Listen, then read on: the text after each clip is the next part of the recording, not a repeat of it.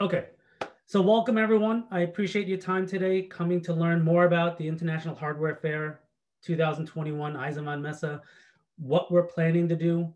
My goal today is to have kind of an open, honest, frank conversation with all of you to tell you at least what I know, and I will try to preface things that are facts versus things that are my personal opinion.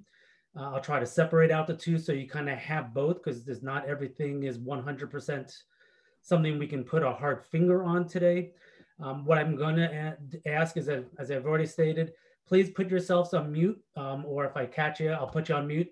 And then please, at any time, though, feel free to unmute yourself to ask a question. Please interrupt me. Let me make sure I have my chat window open up here. You can use the automated chat window at any time to ask a question if you just don't feel like asking it out loud. A couple of things were asked via email to me that I'll try to make sure I address today. And I will stop at different points to say, hey, does anybody have questions? Am I missing or should I keep going forward? I'm out sporadically. Thank you. I will try. If you find that something's cutting out too long, let me know. I find that interesting because I just upgraded with Comcast to doubling my speed. So hopefully that wasn't going to happen anymore. But please let me know if you find that there's gaps in my connection here in what I'm saying, or if I'm also speaking too quick and I need to slow it down. Yesterday, I did this for the folks that are interested in our lawn and garden show, Spogagafa, many of you familiar with. And that total conversation took about an hour and 5 minutes to get through everything between the questions and my likeness of liking to hear myself talk sometimes. What I would like to do is I'm going to give you kind of the general framework is going to be what's going on with COVID and travel. What's going on in Germany and COVID. What's going on at the fairgrounds in general as far as our operating procedures, what we're doing to keep our shows moving and keep our shows opening and keep our shows and our customers safe. And then we will look specifically at the hardware fair. But the first thing I'll address before I get into any of that is you would say the 800-pound gorilla is Koelnmesse being canceled? Are we delaying it? Are we doing anything different? Changing the dates is what I mean by different. So as of today, the show is moving forward 110% full steam with all new protocols in place to ensure that we can operate safely. There's no reason at this point to think that management will change its mind. But again, from our previous experience, I said that before to all of you. And hey, 3 days before the doors were supposed to open, management changed its mind. Since that time, I'm going to say I would like to believe our executive management has learned their lessons from poor timing before, where from Koelnmesse being really the front of what hit us in Europe and hit the globe, at least for the outside of Asia, and how everyone reacted.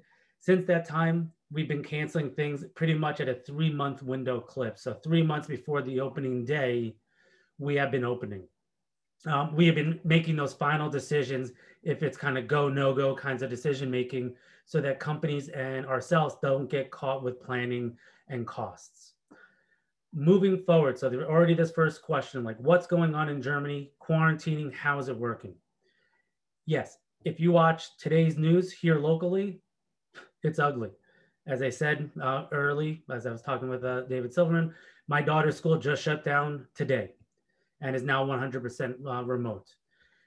In Germany, an article I read out of The Guardian today, again, doesn't paint a very rosy picture of today's environment. But I would say everyone knew this was coming. Everyone knew a wave was going to happen. Everyone knew the fall to early winter was not going to be the prettiest scene for this topic. And that's where you've seen different trade shows make different decisions around the globe. But since the summer, trade shows have returned in China. They've been operating domestically. For domestic partners, they're not open to international travelers, but they've been operating safely. Thailand did host an international event that Koelnmesse organized, and that operated safely with international visitors, largely from that region. Germany has had over 40 somewhat shows and all throughout Europe, being almost 5 weeks ago now up in Dusseldorf. Many of you are familiar with the city.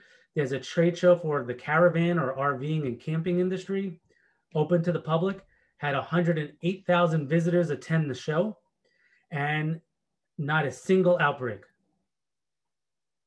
No issues, no problems, nothing to be reported. So that was very successful news. What Germany has stated is that there's two sets of rules that you will hear.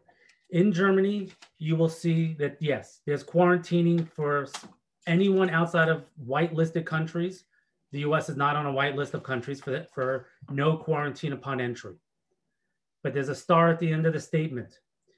Germany as a nation has stated that business travel and trade shows, particularly it's stated, are vital to its economy and essential. Essential business travel is permitted into Germany without quarantine. So I repeat, trade shows and are part of essential business travel, just like doctors. It's part of essential travel and are permitted into Germany without quarantine from the federal ministries. They, similar to us, then kick things down to, I'm gonna have to pause here for just 1 second. I can't get this. Okay. So we'll figure it out with your mom. She's not here. Give me a few minutes. Darren, may I interject? Please. So you're saying that because trade shows are essential businesses in Germany, that there's no quarantine, meaning that if we come in from another country, we wouldn't have to quarantine for 14 days before setting up our booth. Correct. Well, I'm going to put a star on this statement as well, because then what they did, I apologize, my daughter was having her own tech problems. So from there, what they then did is they said, as a general rule for the country, we want to see trade shows open. We want to see essential business travel happen. Okay. They then relegated to the individual German states to then figure out how to implement that. So we're in Northwest Rheinfelden, and they then have been working with the different fair companies, us and Dusseldorf as being the two main ones. How does that work? How does it actually happen? And what rules are we going to work on in this region? So what they've now come up with as of, again, this is all as of today. And they seem to, and this was restated as of last week as the operating procedures for what they're doing. To say in November, what are they going to do different? I obviously can't speak to that. But right now, the star part is you need to take a COVID test. If you have a negative COVID test that is marked 48 hours before entry. So essentially you take your test Monday, you get it back Tuesday, you get on your flight Tuesday, you arrive in Germany on early Wednesday morning. You show that to the people as you enter the country. You would show that as you check into your hotel. There is 0 days of quarantine needed. What type of test? I will get back to you on the technical answer to that. They just keep saying a negative COVID test. The language that they're publishing is not specifying which test it is, but obviously it needs to be back in 24 hours because of the timing of getting it. Right. If we don't get tested, then we would have to quarantine. If you say it again, please, David.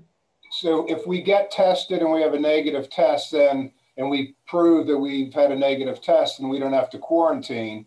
Correct. But if we don't get a test, effectively, there's no reason whatsoever to go to a trade show where you have to quarantine for the 14 days above and beyond the duration of the show. Correct. And from what I'm also told is that if you arrive in Frankfurt Airport without that test, you could take some type of rapid test that Germany is offering on the spot at Frankfurt Airport. The problem would be is if you come up positive, you got a bad situation on your hands. I don't know if I'd hop on that plane without that negative test personally. United this past week has just launched a pilot program. It's a global app with the UN and the World Health Organization where there's certain labs that are turning these tests around in a very specialized time period. It gets time stamped into this app, and then it's your COVID pass. And it'll track every time you take it. And they're testing it between Newark and Heathrow.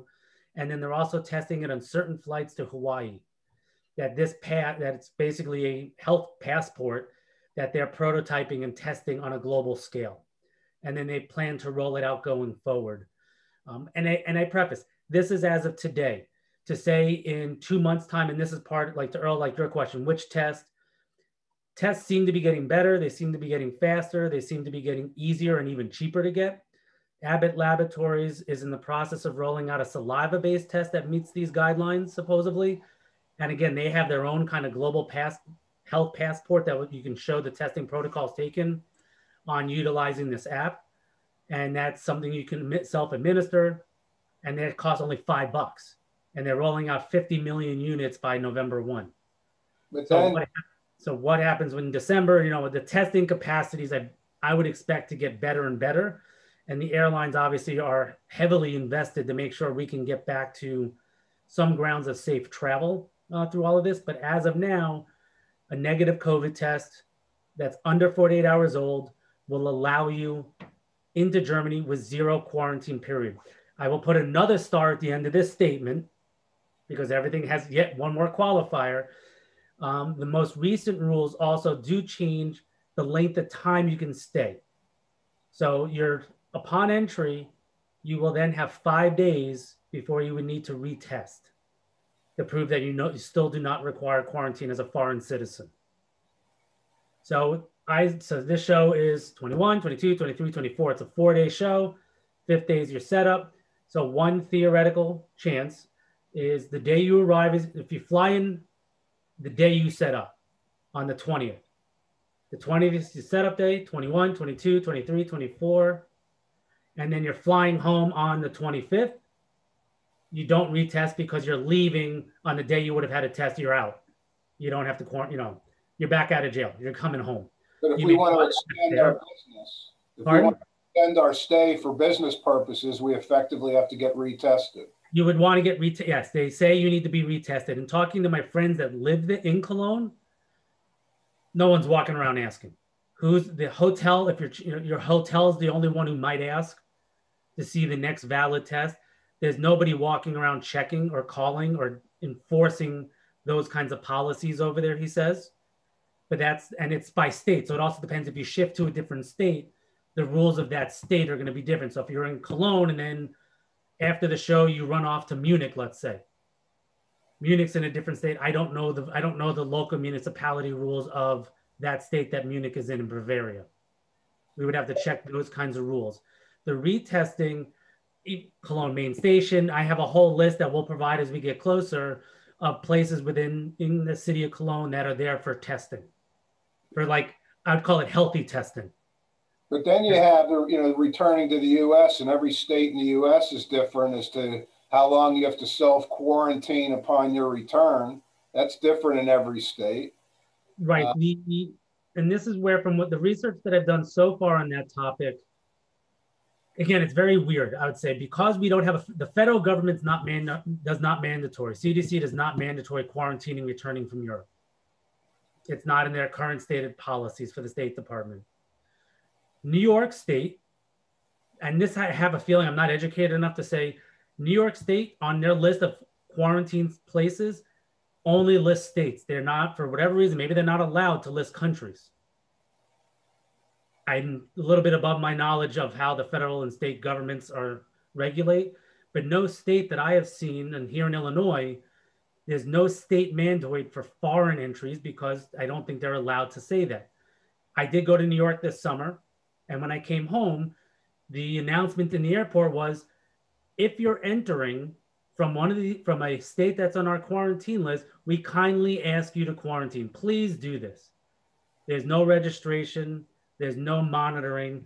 Coming into New York, they were a little better. They had you fill out a health form. They collected it. And then if you were from a state on their quarantine list, they were sending you text messages saying, are you quarantined? They actually had a little bit more enforcement in the state of New York. Indiana, Wisconsin, it's a free-for-all. There's nothing. Well, with our business, pardon? With our business, we're an essential business, as perhaps some of the other viewers are as well, and we're doing everything we can to stay open. So some of the vagueness that might exist with regards to states and where you can travel and not have to quarantine or not, we have to quarantine before coming back to work here, particularly if a state that is considered a hotspot. As far as the countries, I don't know. I mean, I would think that if you're traveling abroad, that it would be considered necessary to quarantine or get tested. I think it was like twice in 3 days, 2 negative tests. But some of it is what we expect for anybody here who's traveling, which is very limited. Correct. I completely agree with you. And I think ultimately a lot of these decisions are going to boil down to corporate policies for companies, for people that are from larger companies, keeping employees safe. Absolutely.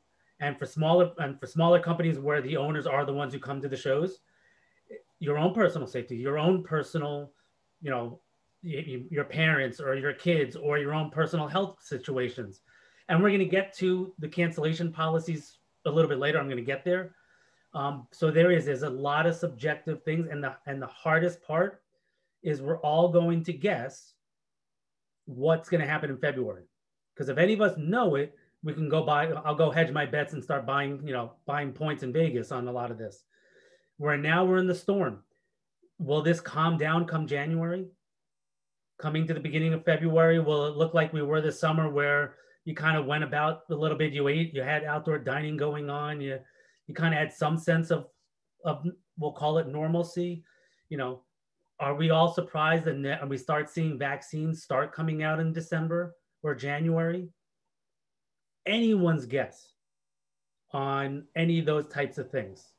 The only things I can say with assurance at this point is that the trade shows that have happened in Germany, and I'm going to go through those protocols next if there's no more questions, is that those events have not shown up on the radar of Germany as being spreader events.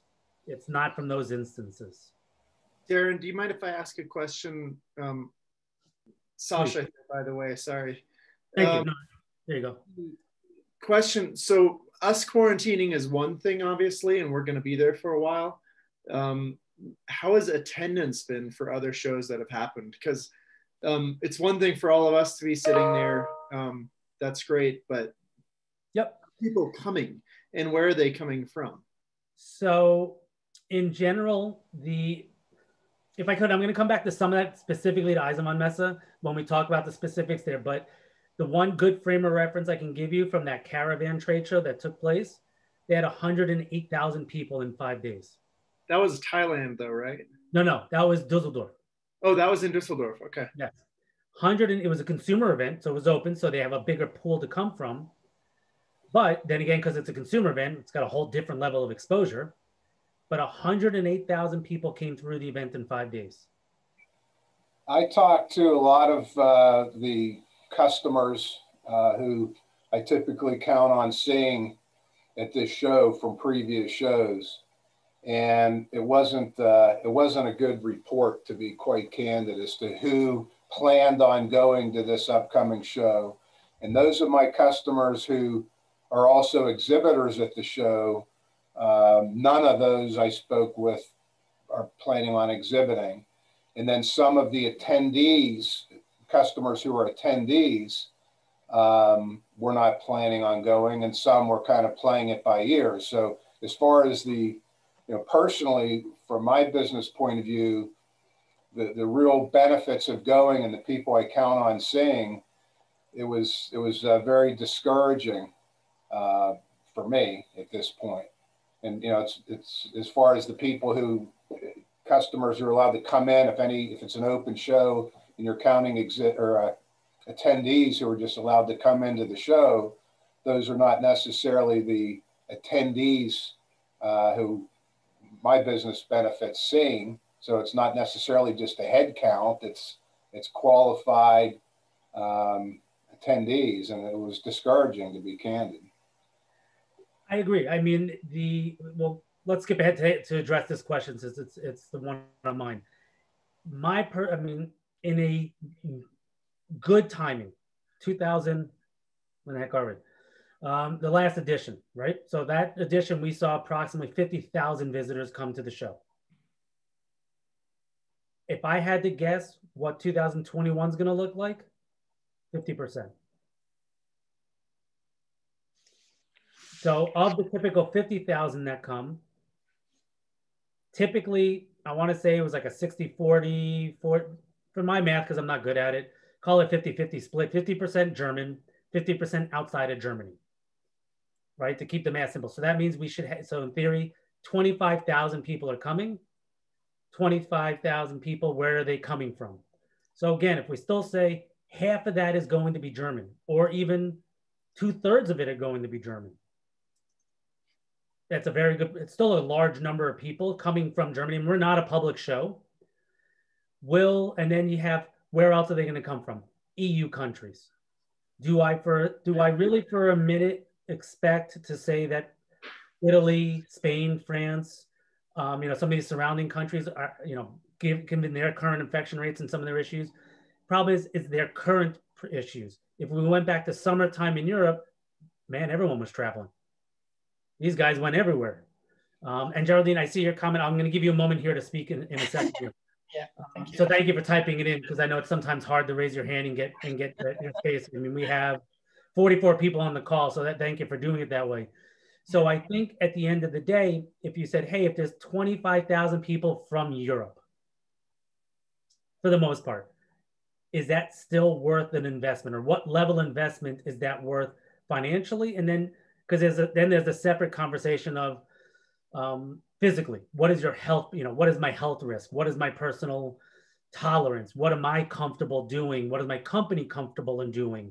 Or as an owner, what am I comfortable expecting of my employees to do? They're kind of two bifurcated questions that need to be answered into this. I will say, to my absolute surprise, Do It Best, two buyers called me, they're planning to go. I didn't think any kind of corporate buyer from America would have the approval to go from the US. A Home Depot, a Lowe's, a Do It Best. Never in a million years did I think that these guys would show up. They said their current edict is right now, they're going to plan on it. Right now, their corporate policy says it's their decision to make. He's comfortable going, and another colleague is comfortable going. I also told him, I said, I wouldn't get a hotel room yet, but he's going to make all the plans to go to the show. So it is a little bit, the European buyers, time is on their side. You guys have to make earlier decisions. I'm going to stop there for a moment, Geraldine. I'm going to give you a chance to speak, since you wanted to add something to this. No, I just wanted to say that I don't know where we will be, as you said, in February, but right now at that time, so we are a French company based in Lyon, and our customer is mainly European, in Germany, in France, Italy, Spain. At this point, our sales manager for Germany can't visit a lot of company, because they just refuse to see people from outside, and it's very difficult also in France. So I'm just worried, as you said, the health is something, the attendees and all of the time and the money. I'm not really sure that we will have a lot of people coming. You were speaking about China with, I think it was about the automotive exhibition. Well, it's a very well-known, it's a huge exhibition, and it was in China. In Germany, I'm really worried. Based on our experience right now in France, in Germany, in Spain, and in Italy and other countries. That's And some of the things that, as we move through this, where I'd say, as we look towards what tea leaves you can read, everyone's going to have their own gut answers. The tea leaves that I would say take a look at and watch. Number one, obviously, you're talking to your customers, you're talking to your clients, your prospects. If 100% of your clients tell you they're not coming, there's nothing I'm going to be able to tell you that's going to make it any better for you. So I can't, that would be obviously one you have to listen to, is your client base. You can say, hey, is it worth the trip who does show up? Maybe. The other tea leaf is, for us, is physically at Koelnmesse, we have 2 shows coming up literally next month that are still on schedule to open. One's our own show, one's a guest event happening at our building. And then we have 2 more shows in January, 3 more shows in January, 1 early February, all things that are before Eisenbahnmesse. So these are all things that either A, will showcase the procedures do work that we have, B, the tolerance, though they're all different industries, the tolerance of those industries to travel within Europe. How is the attendance? How was the traffic at those shows, even though they're different industry segments? Are people at least showing up from those industry segments? Those would be a couple of key things I would look at as we move forward. Anything else on this topic, or is it okay if I kind of move on and walk through some of the other pieces that we're going to offer here? How do I put this? So Koelnmesse this month has been operating a test village that we're calling Be Safe. On the website, you'll see it. If you pay attention to our social media, they've been posting a lot about it lately. And it's all new protocols about how we're going to operate a physical trade show. So we're putting aside, are people going to actually show up? Let's, for the moment, assume someone's going to come for us, meaning exhibitors and visitors. But what are you going to do when you get there? Germany has mandatory face mask rules as a country. So face masks are mandatory. Face masks are mandatory at our trade show. In the city of Cologne, face masks are mandatory in public transportation. It's a 250 euro fine if you're caught on the train without a face mask. If you're caught in a building, restaurant, retail, anywhere, without face mask, it's a 150 euro fine. The last level fine, I have to say, I can't remember if it was 50 or 75 euro. If you're caught in public in open air spaces that are deemed crowded zones. What's a crowded zone? The cathedral, that walking shopping district, those kind of typical pedestrian areas. There's a fine for not wearing a face mask, even though you're outdoors in those crowded zone areas. That's how serious they're taking it. If you are walking down a side street, you do not need a face mask. Walking in a park, you don't, unless it's a crowded zone, you don't need a face mask. In your hotel room, you do not need a face mask. Getting to your hotel room, yes, you will. So those types of things will be in place.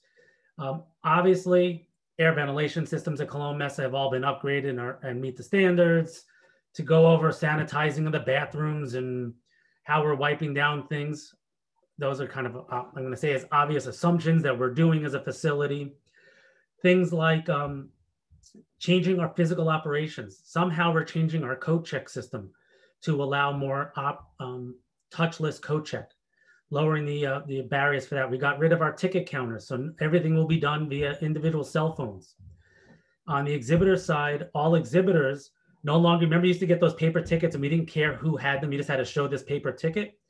That system will no longer be. Every exhibitor is going to be given unique codes. Exhibitors will uniquely register and individually register personnel. So again, there's touchless based systems for them as well to enter. Hand sanitizing, social distancing rules, yes. There's stickers on the floor about how to time to go through things and distancing between people.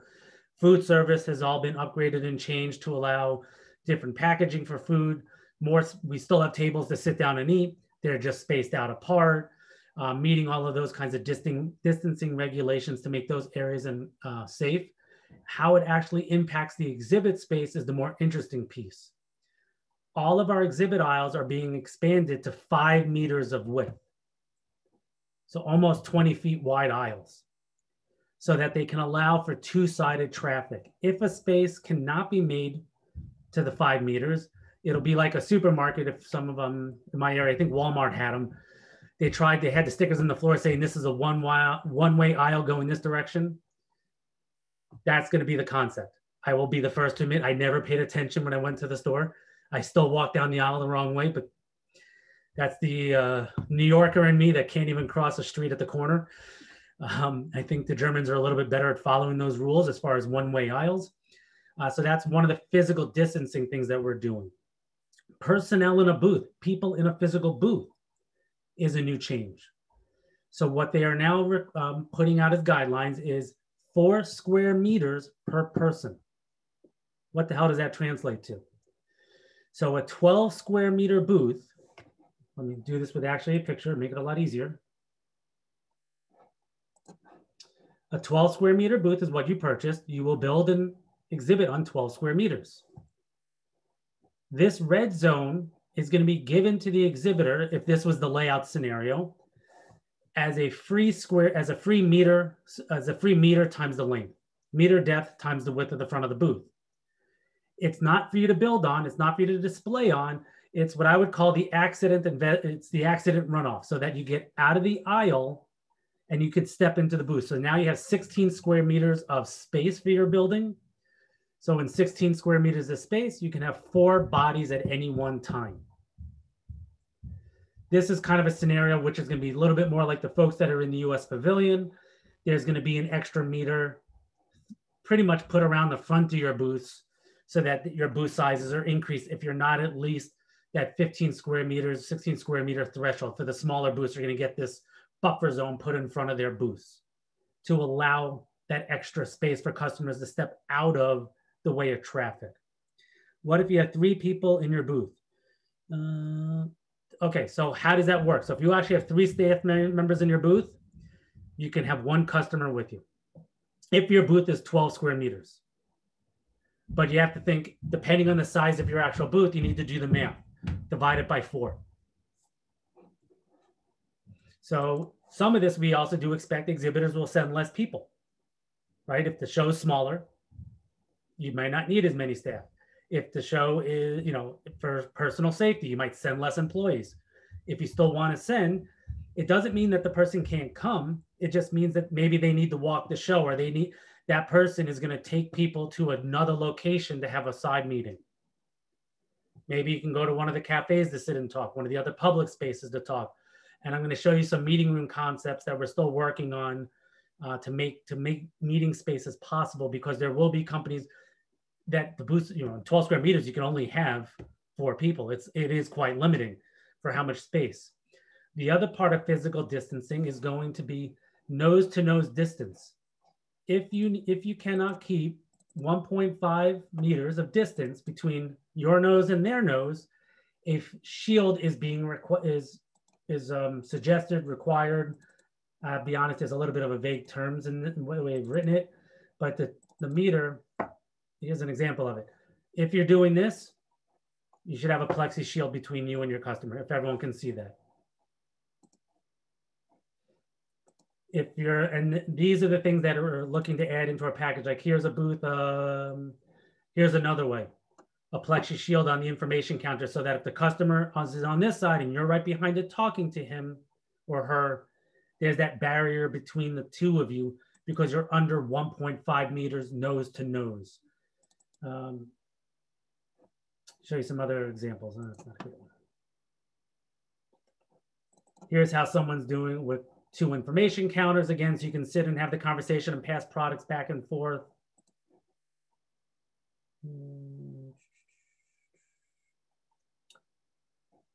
But then here's an example in a meeting space, but this table is 1.5 meters in width. No plexiglass shield is needed. So you can almost take on your booth, tape it out so you kind of remember where it is, and you can, long as the 2 chairs stay that far apart, you don't need the plexiglass shield. It is not a required piece. All exhibitors are going to be required to have hand sanitizer available in their booth. All exhibitors are being asked to sanitize their booth between guests on a timely basis. So if your guests are playing with the tools and equipment, wipe down those tools after they're done so the next person who uses it has a clean surface. Things that you might typically have probably assumed yourself a little bit. For folks that are in the pavilion, we're working this out to kind of include these items into our packages. So we're gonna have a conversation in about 2 or 3 weeks. We'll start releasing more information on how we're including these programs and these services in your packages for anyone that has a booth built by Koelnmesse Chicago. For anyone that's on this call that has it from outside of us, these are things that need to be addressed with you and your booth builder on where to either get these supplies or how to accommodate these kinds of things. During this month where we've been having this test village, all of the German booth builders have been coming through on a schedule. German media has been coming through. German key visitors to a lot of our different trade shows from different segments have been invited and coming through to see the things that we're putting in place to keep everyone safe. This is an example of one of these it's a little hard to see in the background of this picture. The shows are looking how to implement these kind of meeting zones where you'll be able to come and rent or borrow meeting spaces of different size. Some are closed doors, some are open. That'll be clean between all, that you can come take a meeting outside of your booth. So some of these extra spaces are being added to allow for these types of things. Other things where we will still have special events going on, where there are speakers, corners, presentations. So in some of those types of settings where this sign here, what it's doing is it's counting the people coming in and letting you know how many more seats are available in that session. So that it controls how many people are coming in. Another feature that we're rolling out, if you remember, bag checks, right? So we have upgraded. There it is. We now have a touchless bag checking system for, I guess you're going to say, bomb making materials. Don't ask me the particulars of how this system works. You probably can Google the manufacturer. You'll get more information than I actually have on it. But this technology is what's being implemented for physical security protocol procedures. It's not temperature taking. That's something that seems to not be an interest of the Germans to do for some reason. It's not on their scope. Here's an example of people sitting and doing this. Another system that we've implemented is here. You'll see it. There's a video I can share with you online. It's called eGuard, where it's actually going to take population density of the fairgrounds. And in one of the apps that we'll have available, you'll be able to see red light, yellow light, green light on the density of the show. More from a visitor point of view, because obviously you're an exhibitor in your booth. You're not as free to move away if you're not comfortable with the density around your booth. But attendees will be able to say, hey, that hall or that end of the hall is very crowded. I'm going to choose to go over to this hall at the moment and make a conscious choice based on traffic flow and density of the show at the time. I'm going to take a second here and just take a look at some of these questions. Does anyone come by from the government inspect the table? Okay, so anyone inspecting the stands. So from what I'm told at this point, there's not an official inspection. It's partly, I think, on Koelnmesse to maintain security of it. Do I think every trade show is going to have health ministries coming through to ensure that we're doing this safely? Because God forbid one of these events becomes a super spreader event. It would not be good for the city nor the company. What I'm told is, like, let's say again, you have 5 people in the booth. It's a little bit, if we remember how to play the hokey pokey, 1 foot in, 1 foot out, you know, hey, this guy was just leaving. This woman is just arriving. There's a little bit of fluidness to the situation. I think what they would personally be looking for is repeated bad offenders, similar to like we have here in Chicago. Restaurants are getting in trouble. You know, they're supposed to have 25%. They're repeatedly having 75 to 100% capacity. They get cited, you know, I'm sure they came by and said, hey guys, let's quiet it down. They get cited once, they get cited a third time. We don't want to shut things down. Neither does, I mean, restaurants, we don't want to do that here in Chicago, but it's that repeated offender who's causing large mass backups and gatherings in the booth. So I think that's what you're going to see is those types of problems are happening. Do I think any of you would really have a backlog of people coming to your booth? I hope you have that much demand, and I would hope that you have that much interest in your booths. But I mean, at the same point, being honest, if a customer sees that you have such a backlog, they're probably going to move on and come back later because they themselves don't want to hang out in that situation. Some of the other changes that we're making recommendations on how to help in this is, if you notice, someone typically, you might have taken this product display and turned it so it faced the aisle, is turning it so it's into the booth, so customers have to step into your booth to look at the product instead of standing on the aisle to see the product. Those types of physical differences are what we're trying to work through in helping people design more efficient and more effective stands. I'm trying to quickly look for a photo here. If I can find it on my screen. I'll look for later. I guess I don't want to waste too much time there. The next question, can you send out those images? Yes, I will send all of these images and everything I'm presenting. I will make available to everyone via links to see all of these images. A lot of this you can also find, as I say, if you're on LinkedIn, Koelnmesse has been posting every day different videos and different content on this. Marshall is asking, what about the DIY Boulevard? I will have to get back to you on that, Marshall. I don't know how they're going to re-envision it. I imagine they're going to change it somehow. And it could be to this kind of layout of capacity. It's like you could end up doing the DIY Boulevard. Give me a moment here to find some photos. And I don't know technically how they're doing it.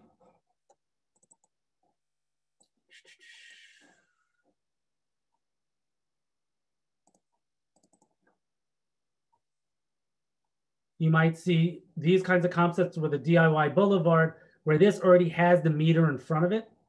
And then they may have counters like this and don't, this is really more of like a pavilion kind of setup that some are promoting. And then you have this back area. The DIY Boulevard could be these kinds of counters where you can still have someone step in and sit. You have the shield and then you have the product on the other side and you're passing back the product back and forth. So you have a number of different ways where I think it could be designed, but I don't have the specifics at this point of how they're physically going to implement that. The other part, on larger booths, it's more of an issue than I think the smaller booths. On larger booths, they're asking people, because part of also what I'm being told is contact tracing. Exhibitors are going to be asked to scan people in their booth and scan people out of their booth. So this was a booth designed to show you come in the booth and you go out of the booth.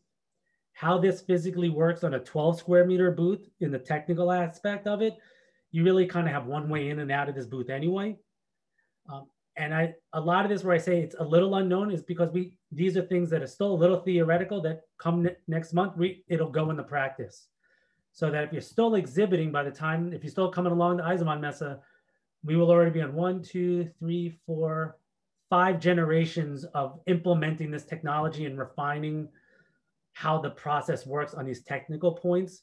As far as the scanning in, I'm also told that you'll have one app for eGuard for the COVID tracing of scanning people in and out of your booth, and also lead retrieval. I'm told is all one scan and one app. I kind of don't believe it, I'll be honest. I'll delete that when I post this to YouTube so I don't get in trouble, but they tell me it's coming. They tell me it's going to be in there, and we have enough chances to break it or try it before we get to Eisenbahnmesse. I would be a little more cautious if I was saying, hey, in 2 weeks, all these things that I don't really know what's going on or how somehow going to happen, we have lots of opportunities to tweak it. The other part that could potentially happen, I want to be optimistic, some of these things might be relaxed. You know, because a part of it is if we keep staying on this upward bad spiral of chaos, mayhem, and ever doubling of record-breaking days, every day is another record-breaking day, we're in another world of hurt if every day continues between now and Eisenbahnmesse being a record-breaking day. The last thing on earth is trade, you know. So I don't want to kind of go down that road. I'm going to be more the optimistic that we're on the upside. We're kind of in the wrong way of the trajectory, but at some point we will come back down this other side of the hill. And I'm just hopeful that the other side of the hill is the end of the year, in my personal hope. Did I miss any other questions here? How flexible are you guys with okay. Fred will come back to that on the cancellation part because I'll give you our updated cancellation policy here in another moment. If exhibitor stands in the 1 meter buffer, is this considered a booth space? Okay, Tom Allen is asking if the exhibitor is in this 1 meter buffer zone. So Tom, like say again here, here's a 12 square meter booth. If I'm exhibitor here on this, if I'm standing here, oh, that's a bad color. How do I change the color? Okay, if I'm standing here, yes, they're considered in your booth. So that's where in 12 square meters, it's we'll say on paperwork, it's 16 square meters because it's really 4 by 3 or 4 by 4, I should say. Sorry, my math isn't good there. 4 by 4, 16. So you have the occupancy, we'll put it this way, your occupancy permit on your space or your store is 16 square meters, which is 4 bodies. You've only rented 12 square meters of it. So Koelnmesse's middle ground is you may exhibit and display product on the space you physically paid for, the 12 square meters, graphics, products, tables, chairs, all those types of things. Though your occupancy permit will be given your outside patio. Does that make sense as a way to kind of give you some analogies and how to understand that space? For companies who are larger, just because you're on my screen here, my friends from Zipwall, where you got kind of a shared exhibit going, it's a little different of a scenario because the overall booth is larger. Your occupancy permit is larger. Or for our friends at Mark Hall and Like Hall, I mean, your booths are larger in size, so it creates a different scenario in how you're going to make these calculations. And for Mark Hall, in your scenario, you have a one-off booth. We'll work with you. Let's say you're assuming you're staying and you're coming, and how to maybe more efficiently design to get the best use out of that space and create some of these buffer zones in space to allow you to have these meetings and keep everyone feeling comfortable. I think I've exhausted everything on the be safe stuff. We're already here coming up in almost 50 minutes. So I want to kind of move a little bit through, if everyone's okay, to move into some of the specific stuff for Eisenman-Messe. Okay, I'm going to give it that short pause there. So this was information updated that I was given at the beginning of October. As you can see here, the webinar was given out between the 29th and the 30th for the different time zones around the world. And there's actually, I'm getting another update tomorrow, and then even another one the following week. Tomorrow, we're hosting a European press conference as an update for the European press. I know on here, Hardlines is on there. He's going to be attending it. I'm going to attend it as well. And then next week, I have a one-on-one meeting with the show manager where I'm going to ask these questions like the DIY Boulevard or other things that we might have that I couldn't answer for you today. But as of 3 or 4 weeks ago now, where were we? So as of 3 weeks ago, the 2020 show before we blew up was 70,000 square meters. As of 3 weeks ago, we did lose space. We were down to 60,000 square meters of space. So we did lose 10,000 square meters. Number of exhibitors, we had over 3,000. Right now, we're on track to have about 2,200.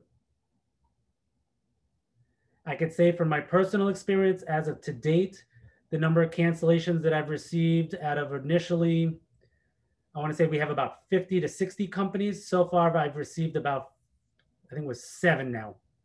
7 confirmed cancellations. People who didn't even want to wait for today's call. There's probably about 2 or 3 more that were like, yeah, Darren, we're going to cancel, but I'll at least wait to hear you out. So let's say I have about 10 of the 60 companies that we had on board for the show as of today's date. In complete disclosure, when coming, like David, as you were saying, I know certain companies aren't coming. Of certain key German top exhibitors, it's about a 50-50 split. And some of these were cancellations, like Rothenberger didn't cancel because of COVID.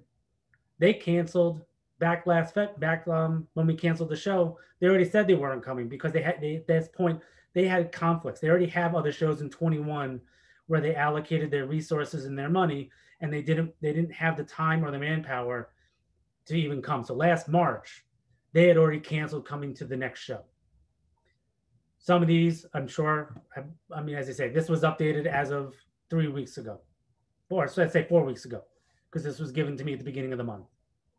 Hey, Darren. Sir. There's currently a show scheduled for 2022, correct? That would have been the original every other year, and 2021 is the makeup for 2020, but is there currently a show for 2022?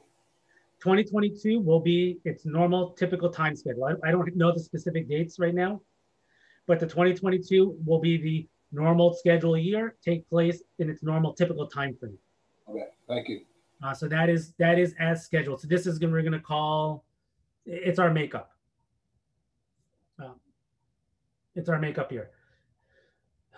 This covers the COVID regulations.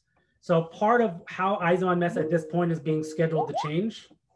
So even though we have 1,000 less companies, because of the increased aisles and the increased spaces we need to allocate, the show is actually going to grow in size. We're going to open up building 9, which hasn't been used before. And we're going to expand exhibitors from building, from some companies from building 11, and even some companies from building 10 are going to be pushed into building 9. Building 1, I don't know the product allocation that's going to go into that, but I have a feeling they're going to move some of the companies from building 4 and 5 to give them space. This is a brand new building. It's slated for completion in December. It's actually not even open yet. So for many of you that remember building 1, it used to be on this side and the other side of the train tracks, or excuse me, over here. And it connected over. So that'll be new. But buildings where art for the US Pavilion that was down here in 11.2, still staying there. DIY Boulevard, companies that were building inside. We have clients in 2, companies in building 10. That's all staying the same. We are starting to see floor plans coming out. Companies, about 4 or 5 companies that I have that we build booths for have already started to receive their plans for building 10 point downstairs 2. Excuse me, 10.1. Those are the only hall plans that I've started to see coming out. I have not seen anything else come out, but every day there seems to be 3 or 4 more. So they're moving through the process of getting out all of the updated floor plans. I'm told by next week I should have all the ones for the group. So for the HTI Pavilion, the USA Pavilion, or some of the other one-off booths through the show, I'm supposedly getting all that by next week. I will be honest, I will hold my breath that I'll actually get it. We'll see. I think it's going to take them a little longer, but I am talking to the show director next week, so I'll be able to hold his feet to the fire to get that information. We went through this on, as I said, how the aisles and the spacing to kind of give everyone a little bit more space through the place. We went through this part already. So now the more critical question, the new cancellation policies. So any company can cancel, whether you're in the pavilion or independent going direct to Germany, may cancel 3 months before the show for no cause. So 3 months before the show, where are we? So you're looking at by the end of November. So about November 20th, I think will be that technical date. For no cause, you can cancel and receive a 100% refund. If you choose, you can leave the money on account. I'll be glad to hold it for you. And we would apply it to the 2022 show, but I do not know the 2022 show pricing. I would expect it to be probably no price increase to extremely limited price increase for 2022. But if you were to cancel today, tomorrow, or any time up to that deadline in late November, you just have to write an email, say, Darren, I'm done, I'm out. And then we will initiate the refund process if you choose to have that refund made. Or I do actually have one of my cancellations said, just keep it ready. It's off my books. To take it back is kind of causing more problems for him. Hey, Darren. Yes, sir. Would there be a benefit to those who decide to let you hang on to the money if they're guaranteed to have the same price for the booth as opposed to those who get it back? I mean, if we could lock in the same price, I think there'd be a benefit to letting you hang on to the money. Otherwise, there's really no benefit at all. I agree with you. At this point, I would say there's no benefit. Just corporately, I don't have 22 pricing to even set it. So the way we typically work, like Cologne publishes the price for the booth space, and then we build our pavilion pricing for those companies that use our pavilions or our packages. And then we build our we build the services on top of it. They have not published it. It's, from what I understand, it's not even a conversation in their mind yet, to be honest. So at this point, if I'm able to create that kind of benefit, I'll be glad to share that with you. But at this point, I'll be honest, it's better for you to take back your money. Yeah. As people as that is, I would say take it back if you're going to go into that cancellation. I think, Paul, were you about to ask a question there? Do we lose if we decide not to participate? Do we lose our booth location, or do we get to maintain that, or don't you know? In other words, for the next show for 2022.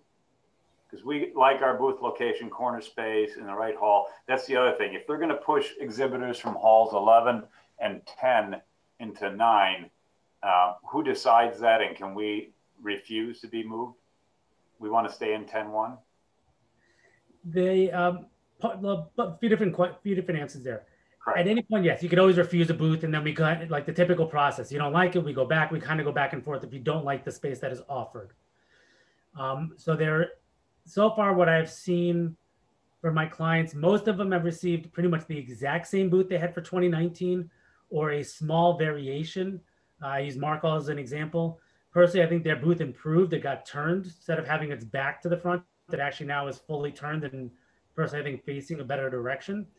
I have another client that the whole thing shifted back 3 blocks because that cascading of all the aisles just pushed everything back because everything has to be widened by 5 meter from 3 to 5 meters. You can imagine how the dominoes had to shift a little bit. So it's a little hard until I get your specific call plan to tell you where that's going. But in the same point, if you don't like what we give you, yes, you have the right to say, no, I won't accept it. Give me something different. I want something more similar to what I had. To that answer. Or no, we get our money back, or is that not an option? Again, you're going to get it and still be within this 3 months, so you can still cancel. When will you have the booth location sent out? When will you? I mean, I was told it'd be by the end of this month. Okay. The thing is, it's already the 28th. I kind of, since it's not something I can't, unfortunately, since I'm here in the US, I don't get to physically go to the guy's door and knock on it or call him. But I did ask for a meeting with the show director saying, look, if I don't get these floor plans in time, my clients, if you give it to me a day before the cancellation, this cancellation date doesn't work. You need to give my clients time before this cancellation to even see what they're being offered. So that is what I'm having answered next week for me. But my expectation is that you will be given an opportunity to reject it and cancel. You get the full refund. You get out and get the full refund. If we were talking here, you got a booth offer in February 1st because you decided to come later, different ball game. Okay. The question of, let's say today you said, Darren, I'm out. I'll come back in 22. I want my space that I really liked in 22. It's a little hard to promise that only because I can't guess of what's going to happen, only from the part of our typical goal would be, yes, typically Koelnmesse is squatters' rights, right? You got your booth, you keep your booth. If someone takes your space, now I got this problem. I now have to kick him out to get you back. Which is okay. Which, okay for you, bad for him. He would argue saying, hey, I still showed up. I now got here, I'm squatting. It becomes a little bit of a nuanced dance, is to say the least. So I would like to say that we can probably get you back similar or close. It's in also saying that 2022, Darren. in 2022, I should be able to get you close or similar in the same respects. As many of you who are having this conversation, and Geraldine being in France and other folks from around the world, everyone's having the same conversation. So to think that your space is going to be used, I would love to say, yeah, hey, I'm going to sell it on you. But at the same point, if I'm talking from the US side, I don't have many people left to sell it to refill it with, if that makes sense. So it's going to be a little bit of a nuanced dance. It's also the little nuanced dance is going to be in 2022. Do I need to use building 9? Will the new norm, will we just stay with these 5-foot aisles, these 5-meter aisles? Will we stay with this more expanded space? Or are we going to compact things back again and come down to the smaller size and kind of get rid of 9 and bring things back in again? Okay. It's a really, really hard guess, but I don't know, in general, in all of my years with Koelnmesse, I would say 90% of the time, we can usually find the middle ground where the company is happy enough. Okay. Is a way to put it. Okay, then one more final question. Yes. You said it's mask requirement, outdoors, indoors, social distancing, and the restaurants, all the brew houses. Do you have to wear the mask just when you walk in, when you sit down and drink your beer, your Kolsch and order food? You can take it off, right? Correct. Okay, it's just walking through the door until you're seated. Yeah, so I mean, you same type of thing. It's like what's different, like if you're used to, like in Germany, you walk in, you find yourself a table and you plop yourself butt down, and you claim it, kind of squatters' rights again. Right. In Germany, they did do away with that. You have to be seated. And they have to be seated, and it's not a big deal. You have to be seated by the host, is what you're saying. Correct. So it's a little more spread out, limited capacity, and all. Right, and it's a little more U.S. style in that aspect, where you're gonna come in, be seated, and then yes, once you're seated in your group. And from my friend who I actually talked to this morning, he goes, to be honest, it's a little hit or miss. You can go to one beer hall, and these tables really aren't very far apart. Okay, they're probably not really following the rules very well. No one's shutting them down. And that could change in 2 months' time anyway. So yeah, but the customer then decides, are you comfortable or you're not? For me, I actually eat a lot of my meals in my hotel room. Already did. I very rarely ate in the restaurants. Just, I don't know, did emails and did whatever, sitting by myself. You know, like he says, yeah, takeout is still very normal. If anything, they're a little more used to it now. It's probably forced them to move a little faster. To Germany has been like this one place you travel to that still does not like credit cards. You know, they love those coins. They love those bills. Yeah. I have no desire to have a takeout pork knuckle, though. I mean, that just wouldn't work for me. Yes. Anyway, okay, thanks for answering those. Yep, and just to quickly say, well, let me finish up in this, and then Tom, I see your question here. I'll come back to that in a moment. And Fred, I see you got some questions, and this is to maybe more Fred's question of what happens about last minute cancellations. So once you get in that 3-month window, if a rule change pops up, and particularly around, it's going to be around quarantining. If for some reason the 5-day rule goes away, meaning or that basically you have to quarantine on the inbound or the return journey for more than 5 days, you may cancel with cause, what we're calling it, essentially saying you will send us, like currently right now, for the example, Canada. Though Canada is on the safe list, you do not need to quarantine. If you're traveling from Canada to Germany, you need no test, you need nothing. You just show up and show your Canadian passport. You're good. You come from Germany back to Canada. Canada does have a mandatory 14-day quarantine returning from Germany. So that's you copy that policy from the government, you send it to me and say, hey, Darren, I know it's February 1st, but I need to cancel now because this quarantine is unreasonable. And I need to cancel because of the mandatory state quarantine upon my return, or a country quarantine upon my return. This now allows you to cancel and get 100% refund. What it doesn't do, unfortunately, and this is where it gets harder on management to make your decisions, if it's a company decision, a personal decision, that doesn't fall within the guidelines. It needs to be a state entity, meaning your local government, your federal government, needs to make a country quarantining issue. And the same thing, if Germany all of a sudden changes the rules and say, no, you need a mandatory 5-day, you need a mandatory 10-day, you need a mandatory something quarantine coming into Germany, regardless of testing, that would again be your get out of jail card. You can now cancel, we'll call it that, for cause. You show us the policy, you get out, you're done, you get 100% refund at that point.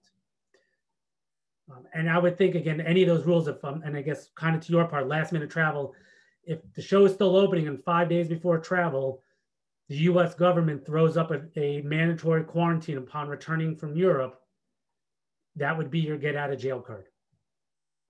You can cancel because of cause with 100% refund at that point. Canada might have changed this past week. Thanks, Mike. Mike McCarney from Hardlines from Canada. Yeah, he said they might have just changed this. And the hardest part, it's fluid. I mean, and that's why the second part of the policy, once we're up to 3 months, before 3 months, you have to make your best business decision of what's right for your company, right for you personally, and right for your staff.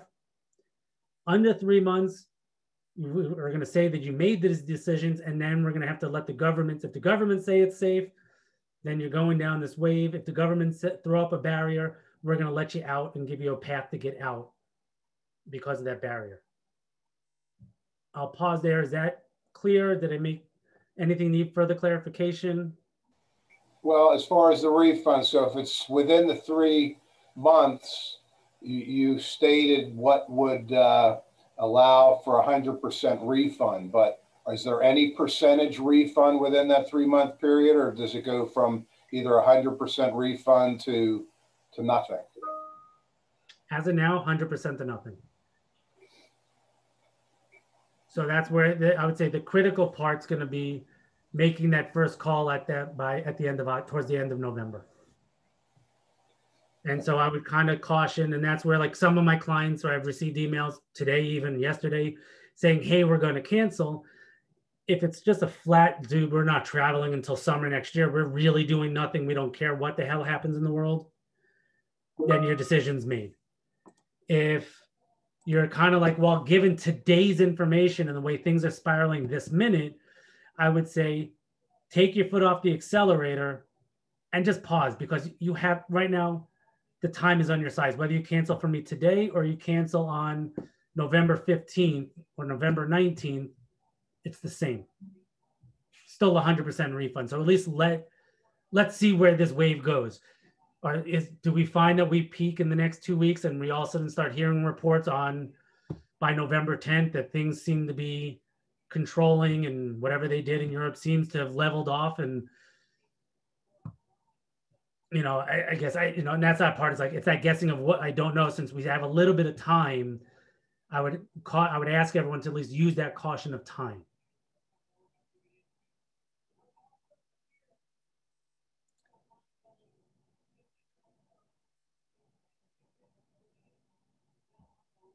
Any other questions so far? Okay.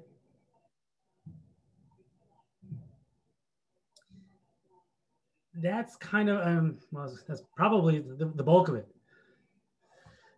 Trying to see here. No, all good. Is there anything I didn't answer that you were hoping to learn today?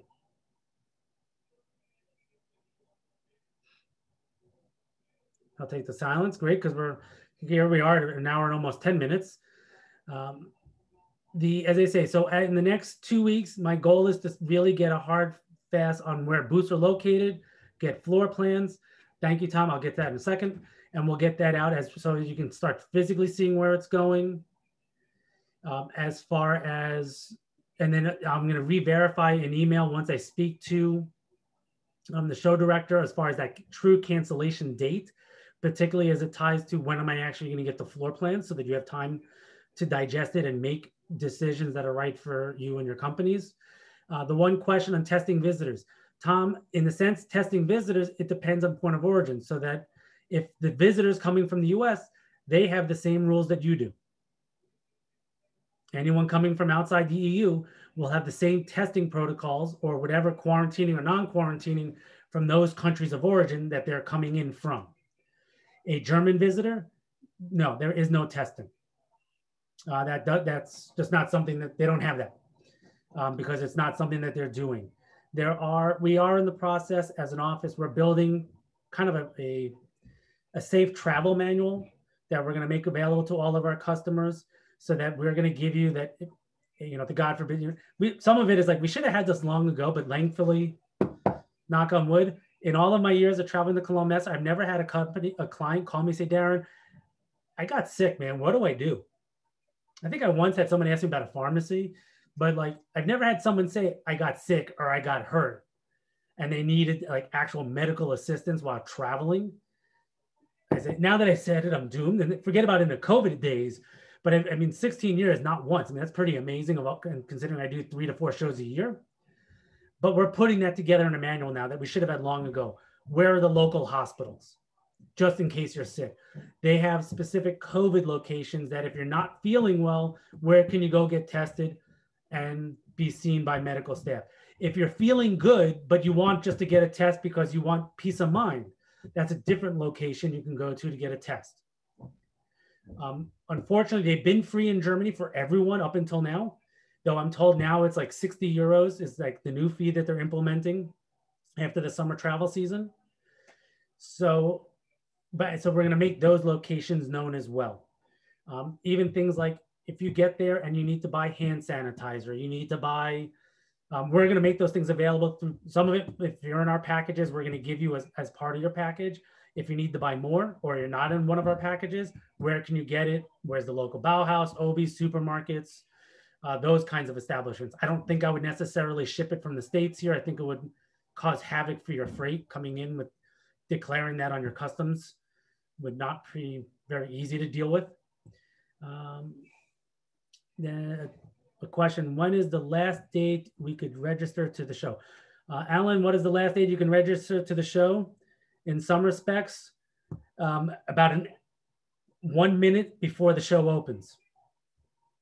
I would love to say I will sell out. I'm sure I can find you a booth somewhere. Can't promise it's always going to be a great location, but in all years, I have a feeling I'm going to have a booth available for you. It then becomes a question of how fast I can build the walls, how fast I can get it customized.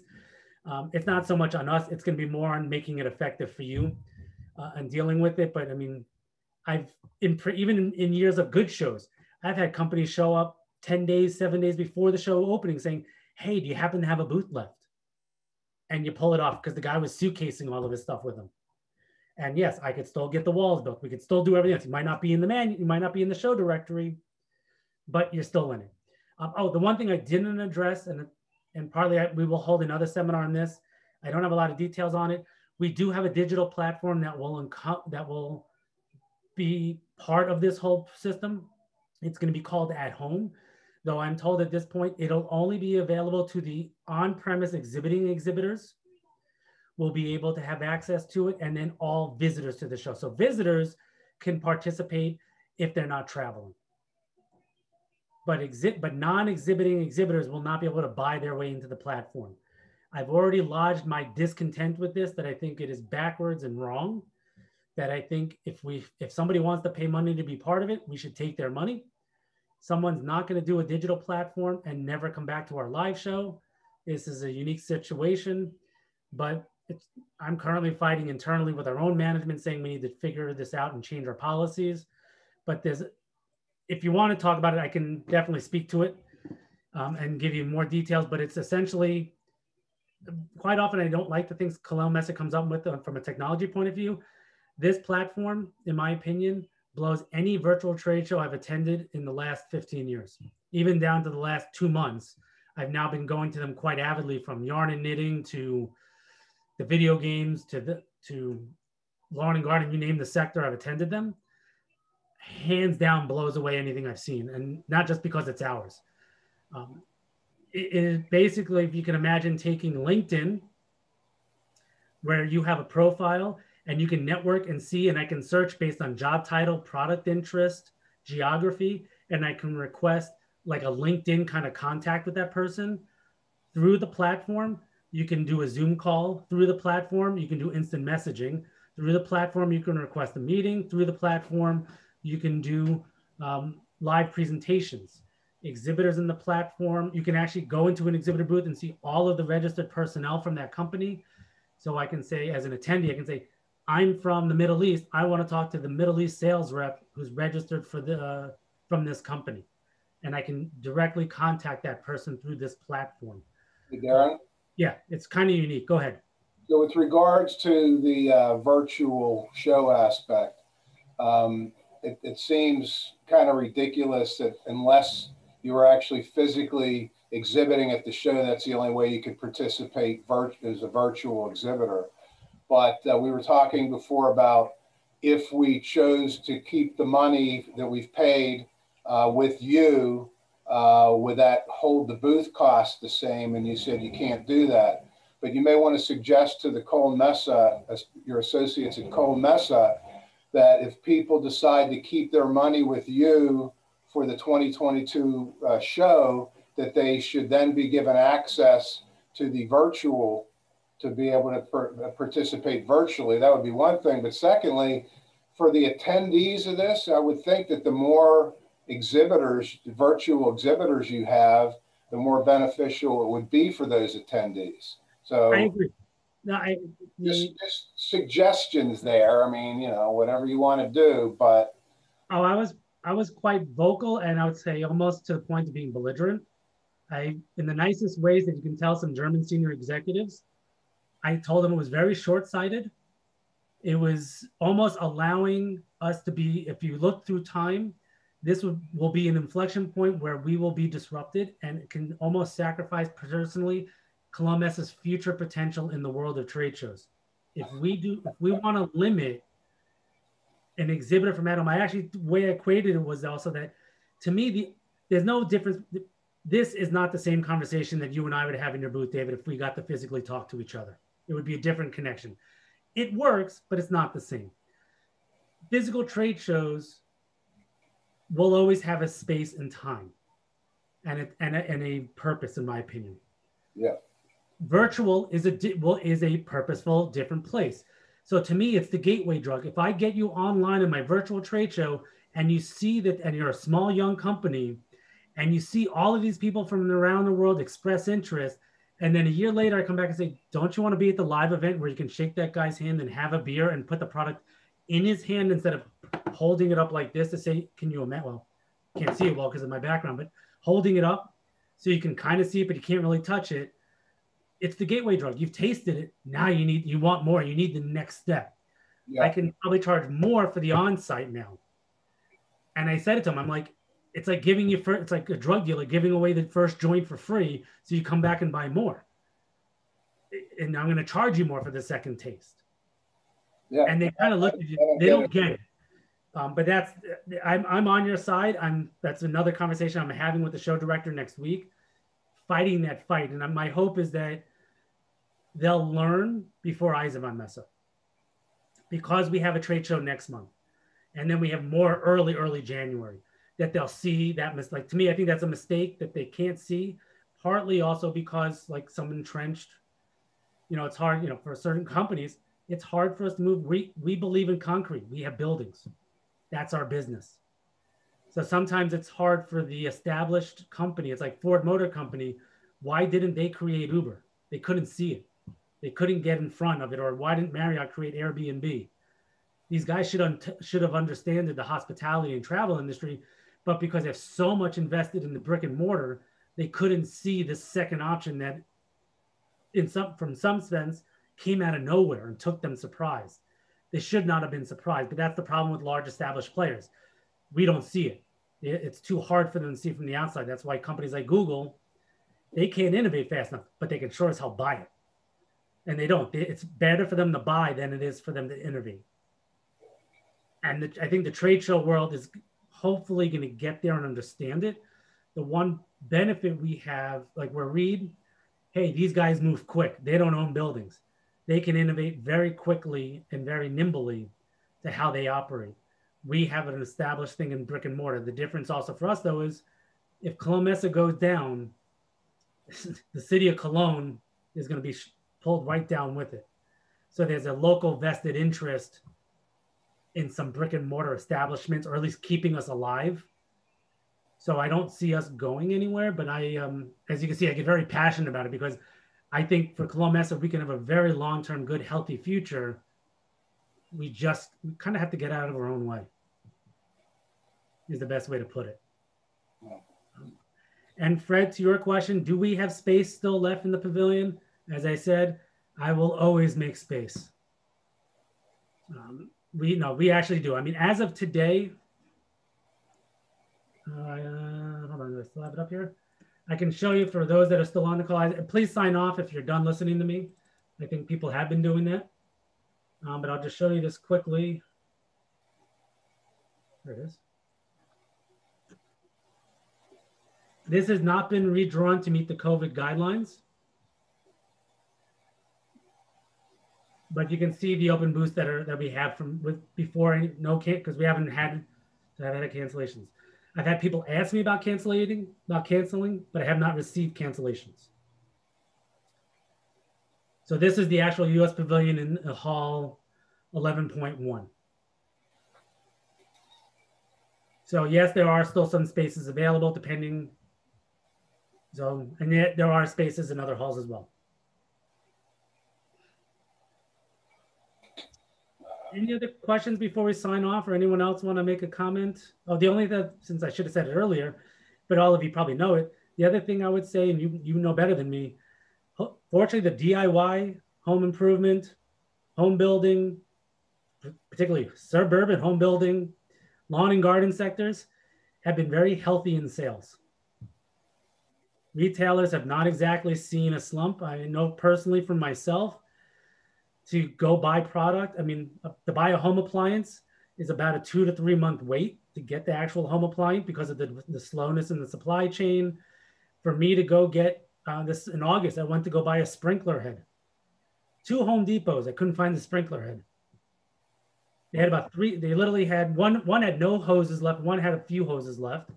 And I asked the store manager, I'm like, how do I get it? He's like, you got to go online to buy it. They're not replenishing the stores. Whatever we got, we got. We're done.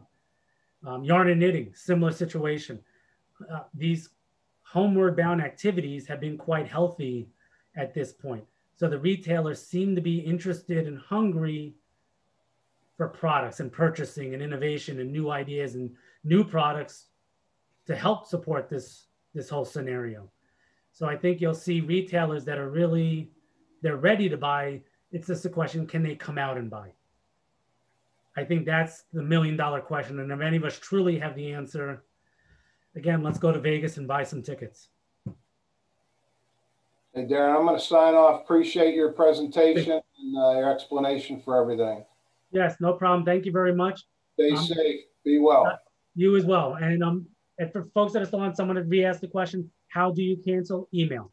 Just email me your cancellation. As I say, particularly if it's before the 3 month, just have to say, Darren, I'm done. I'm out. I'm sorry. Stay in touch. We're good. I'll write you back. Thank you very much. As I say, yeah, just wave off, say goodbye. Thank you. And then cancellation policy, again, I'll bring it up on the screen. So those that needed to see it a second time.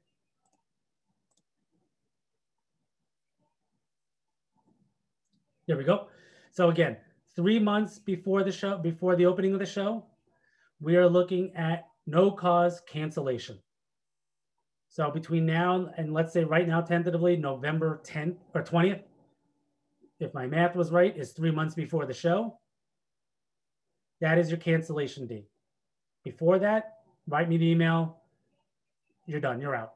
If you have money on account with us in Chicago, or if you've already paid it because you're independent and you bought your space from Germany directly, first cancel, and then we'll work through the refund process and sending back wire transfers, or if you pay by credit card refunds and that kind of process. Once you get inside that time window, it is going to be based on unreasonable quarantine, difficulties in travel. And as you can see, within the last 3 months, exhibitors can also cancel free of charge, provided that the exhibitor is prohibited from entering Germany on his registration address, not where you may live, but where your company's registered from. So I have some clients that may be US companies, but the personnel is traveling from China. Just because that person can't come from China doesn't qualify. Where your company's registered from will be one of those inflection points. And if your quarantine period becomes unreasonable, anything over 5 days, you then can cancel again. And we'll call that with cause. You got to show me the policy of where that, where you're getting your quarantine period from. As I still think it's there in Canada. Mike McClarney said, no, it might be gone. Canada has a 14-day quarantine returning home from Europe, though Canada to Germany has 0 quarantine, 0 testing requirements. From the US into Germany, there's no quarantine needed as long as you bring a negative COVID test with you that was taken less than 48 hours in advance. So then you have to retest, as in the beginning we said it, for those that came in late, you retest after 5 days. So in theory though, if you show up on the day before the show opens, so if you showed up, the show opens the 1st. So if I leave the US on the 20th, I take my test on the 19th in the morning. I get my test back on the 20th. I got a green light. I'm good to go. That afternoon in Chicago, I get on my flight. I get into Frankfurt at 5:20 in the morning. I show him an immigration. Here's my negative pass. Here's my negative COVID test on my phone or my paper. He sees it. I then get on my train. I go to Cologne. I go to my hotel. I show him my negative COVID test. I'm checked into my hotel. I'm good. I'm now good for 5 days. So I got my 20th set up, 21st, 22nd, 23rd, 24th. In theory, on the 6th, I'm supposed to retest. If I'm Darren Stern, I'm flying home already. I don't need to retest. I may choose to retest in Germany because I think it's actually cheaper at the moment to test there, just so I can come home and show my family, hey guys, I tested negative. Would you let me back in my house? Wife, am I allowed back in the bedroom?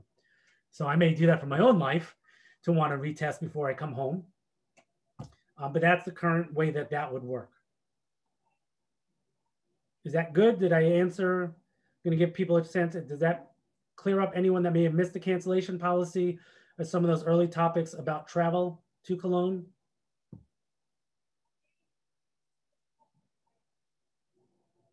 Unmute yourself or type, go right ahead.